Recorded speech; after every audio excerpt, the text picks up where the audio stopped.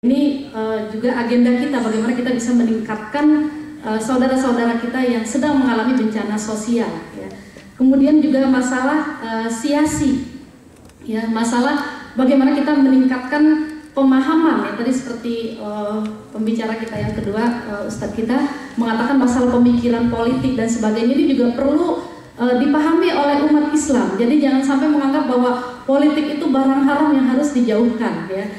Justru kita harus memahami politik dalam arti yang sesungguhnya. Kita tidak mempelajari politik seperti dalam terminologi umum, tapi terminologi Islam. Bagaimana dengan kita berpolitik bisa memberikan kesejahteraan kepada umat manusia, bisa memberikan distribusi kekayaan Allah secara merata. Ya, jadi bukan sekedar kekuasaan dengan segala cara. Ya. Bahkan Hasan al-Banna mengatakan ketika seseorang itu memikirkan peningkatan kualitas umat, maka dia sudah menjadi politikus. Jadi kalau kita semua dalam harakah Islamiyah, kita ingin meningkatkan kualitas umat Islam lebih baik, maka kita ini semua sudah menjadi politikus. Jadi saya pikir perlu juga buku-buku seperti bukunya Taufik Al-Wa'i tentang pemikiran politik Islam, atau bukunya Yusuf Qaradawi tentang fikih daulah atau fikih negara. Ini perlu kita baca sebagai wawasan yang harus kita miliki agar kita tidak menjauhkan politik. Karena ketika negara ini kita serahkan kepada orang-orang yang tidak ada unsur-unsur Islam di kepalanya, maka yang akan terjadi adalah kehancuran. Ya. Tapi kalau misalnya negara ini diurus oleh orang-orang yang punya pemikiran Islam, yang ajarannya adalah rahmatan lil alamin, maka ketika mereka nanti berkuasa, yang bisa merasakan nikmatnya dalam kekuasaan itu bukan hanya umat Islam, tapi seluruh makhluk juga bisa merasakan keberadaannya dalam kekuasaan, karena intinya adalah rahmatan lil alamin. Ya. Kemudian yang berikutnya juga masalah at-tafawuq al-iqtisadi, bagaimana peningkatan ekonomi umat. Ya. Saya dengar dari beberapa pakar ekonomi bahwa sebetulnya setelah pemboman WTC ini banyak sekali uang-uang dari dunia Arab yang ditarik ke dunia ketiga. Ya. Jadi mereka berupaya untuk bagaimana negara-negara mayoritas berpenduduk Muslim untuk bisa menerima investasi mereka. Ternyata yang paling siap memang Malaysia, gitu ya. Dengan sistemnya yang sangat bagus. Indonesia masih belajar, karena untuk invest di Indonesia ini memerlukan waktu yang sangat panjang. Ya. Kita belum punya pemerintahan yang bersih, ya. Tapi kalau misalnya di pemerintahan kita sudah lebih baik lagi, maka investor dari negara-negara Arab, ya, yang sudah menarik keuangannya dari Barat, mereka akan serahkan kepada kita. Ini kalau kita tidak banyak hutang, ya, dan juga punya sistem administrasi yang baik. Ya. Satu pengalaman bahwa ternyata memang di Indonesia, ya, khususnya, jangankan untuk investasi, untuk membantu juga masih agak sulit. Saya pernah didatangi oleh pimpinan Qatar Charity. Ya. Dia mengatakan, "Ibu, tolong, saya sudah 3 bulan meletakkan berkas-berkas di meja seorang menteri, ya, tapi sampai hari ini belum juga ditandatangani." Akhirnya langsung saya telepon menteri itu hari itu juga, ya. Ketika ada tamu di ruangan saya, "Pak, ini teman kita dari Qatar Charity mau membantu, bukan meminta.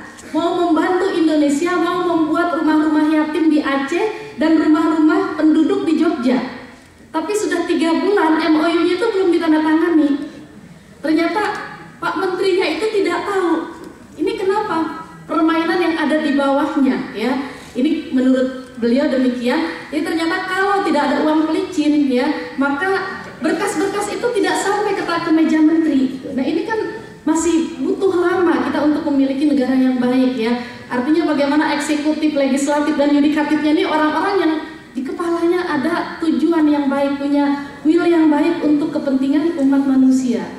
Jadi secara politik kita memang masih perlu untuk kita tingkatkan keberadaan umat Islam di Indonesia, ya, pemerintahan di Indonesia juga di Malaysia. Nanti ini merupakan agenda, ya, kawan-kawan, rekan-rekan yang aktivis gerakan Islam yang ada di Malaysia.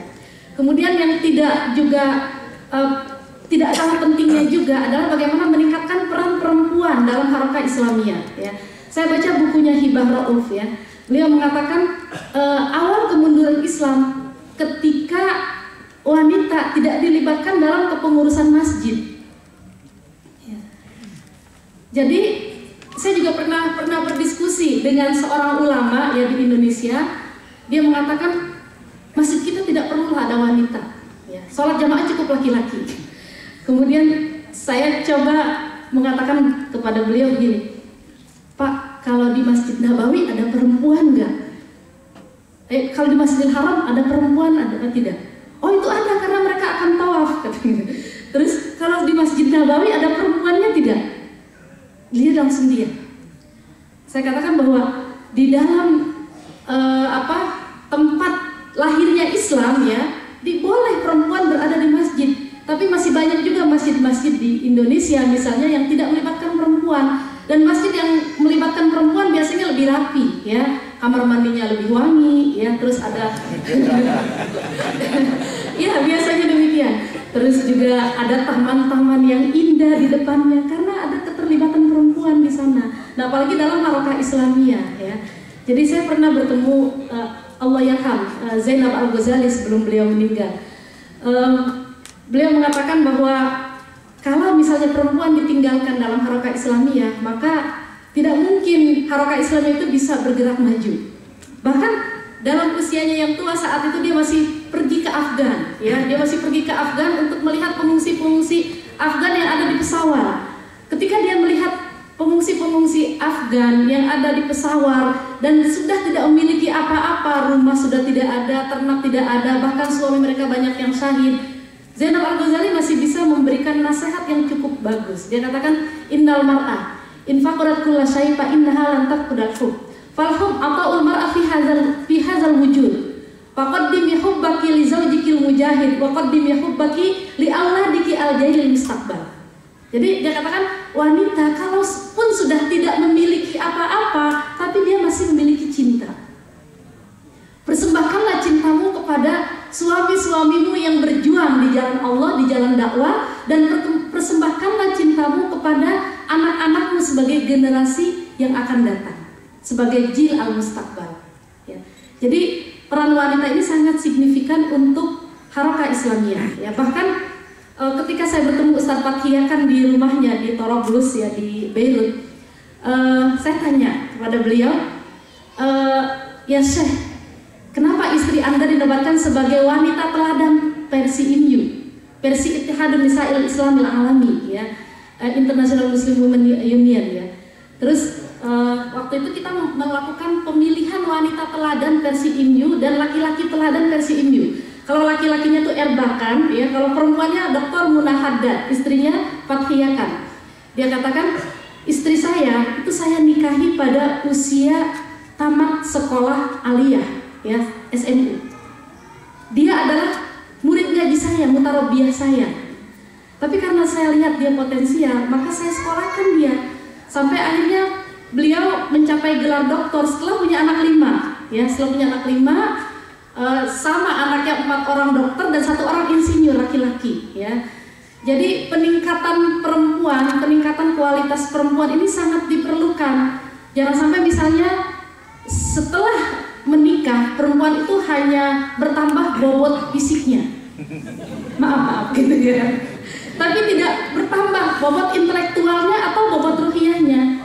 Bahkan kita belajar dari Rasulullah misalnya Aisyah sampai bisa meriwayatkan 3.500 hadis misalnya. Terus istri-istri Rasulullah yang lain tertingkat kualitasnya semua ya, baik secara ekonomi. Zainab Al-Ghazali Zainab binti Jahshin dimotivasi oleh Rasulullah, siapa di antara istriku yang paling panjang tangannya adalah Zainab, karena dia punya potensi ekonomi ya, punya etos kerja yang baik, dan dia paling banyak bersedekah. Jadi semua potensi perempuan ini harus ditingkatkan, karena kalau misalnya seorang wanita yang sudah berpindah walinya ya, ketika dia belum menikah dia disekolahkan oleh orang tuanya, diberi dana untuk peningkatan kualitas intelektualnya. Setelah menikah dia tidak diberi haknya untuk meningkatkan kualitas intelektualnya. Ini bagaimana nanti kalau ditanya di hadapan Allah?